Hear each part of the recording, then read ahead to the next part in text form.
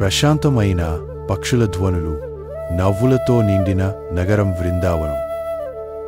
అల్లరి కృష్ణుడు, బలరాముడు మరియు తన స్నేహితులు అందరూ కలిసి ఎన్నో అల్లరి పనులు చేస్తూనే ఉంటారు.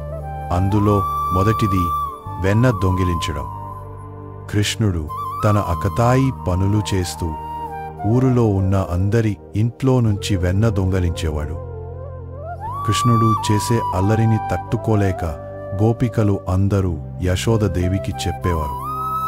యశోదదేవి కృష్ణుడి అల్లరికి హద్దులు లేకుండా పోతున్నాయని ఒక పెద్ద రోలుకి కృష్ణుడిని కట్టేస్తుంది.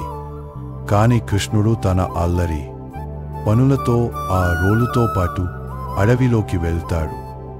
2 పెద్ద చెట్లు దారికి అడ్డంగా ఉంటాయి.